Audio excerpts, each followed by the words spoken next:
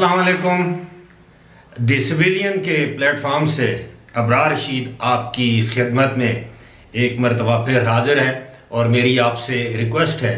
کہ اس چینل کو سبسکرائب کیجئے گا۔ تازہ ترین ویڈیو کے نوٹیفیکیشن کے لیے بیل آئیکن کو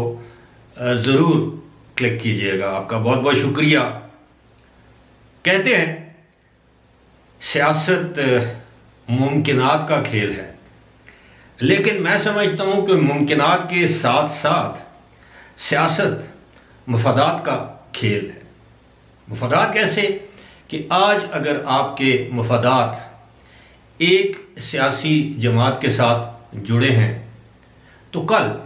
وہی مفادات دوسری سیاسی جماعت کے ساتھ وابستہ ہو سکتے ہیں، اور اس میں نظریات کا کوئی عمل دخل نہیں۔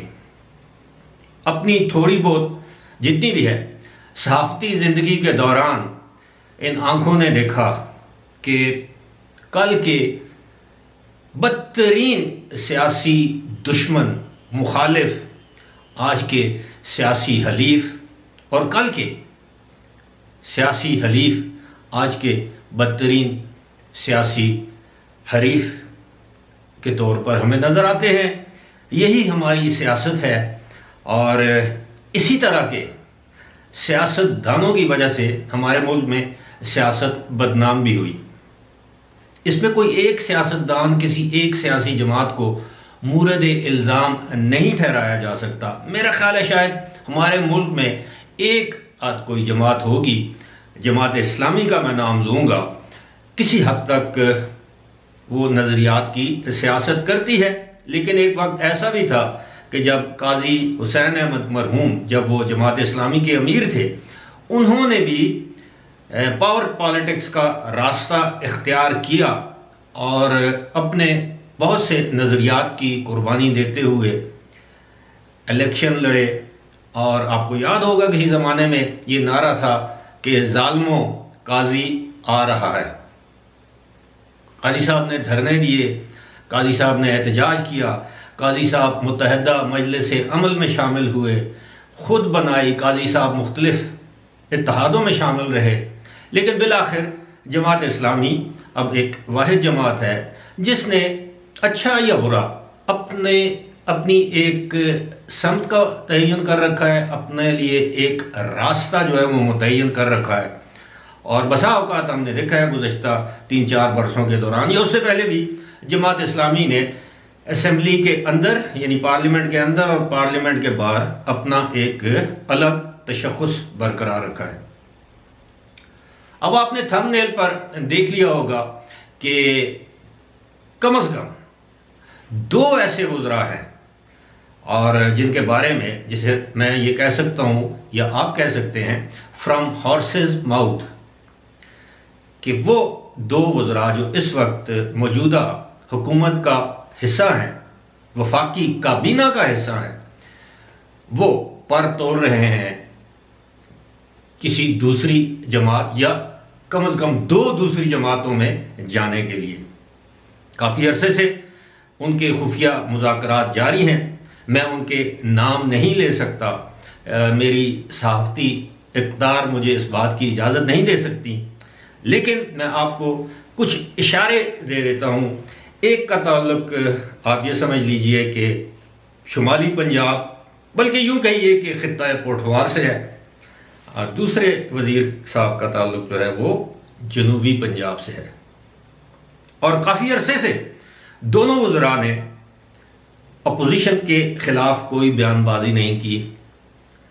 نہ پیپلز پارٹی کے خلاف، اس کی قیادت کے خلاف اسمبلی کے اندر، سینٹ کے اندر یا پارلیمنٹ سے باہر، نہ مسلم لیگ نون کے خلاف۔ اب جن لوگوں کی نگاہ ہے پاکستانی سیاست پر، میں سمجھتا ہوں ان کے لیے اشارہ کافی ہے، وہ سمجھ گئے ہوں گے، لیکن یہ بات طے ہے جلد یا بدیر آپ تک یہ خبر پہنچ جائے گی کہ دونوں وزراء نے اپنی وزارت سے استعفیٰ دے دیا ہے، اسی طرح جس طرح وزیر اعظم کے مشیر سردار یار محمد رین نے 2 روز قبل اپنے استعفے کا اعلان کیا ہے۔ اب یار محمد رند آپ جانتے ہیں شاید ہی کوئی ایسی جماعت ہو جس میں وہ نہ رہے ہوں، اور پیپلز پارٹی کے جو کو چیئرمین ہیں آصف علی زرداری، ان کے ساتھ ان کے ذاتی مراسم ہیں، لیکن یہ اس سے ہٹ کے میں بات کر رہا ہوں۔ آپ کے علم میں ہے کہ فیصل آباد ڈویژن سے کم از کم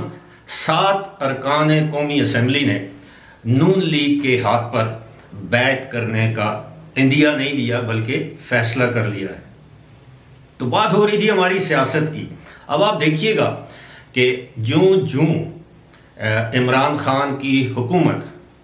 کمزور سے کمزور تر ہوتی جائے گی، ایک ایک کر کے یہ فینس سٹرز جنہیں ہم کہتے ہیں، جو کہ بالکل بارڈر یا فینس کے اوپر بیٹھے ہوتے ہیں، جنہیں پتہ چل جاتا ہے کہ ہوا کس رخ کی ہے، جس رخ کی ہوا ہو یہ اسی رخ پر چلنا یا دوڑنا شروع کر دیتے ہیں۔ بہت سے لوگوں کو میری اس بات سے اختلاف بھی ہو سکتا ہے، اختلاف آپ کا، اختلاف رائے، اختلاف کرنا آپ کا حق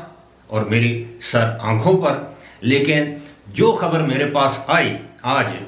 اپنے ذرائع سے وہ میں نے آپ کے ساتھ شیئر کر دی ہے۔ یہ وقت ثابت کرے گا کہ میری خبر کس حد تک درست تھی یا غلط تھی۔ اب معاملہ یہ ہے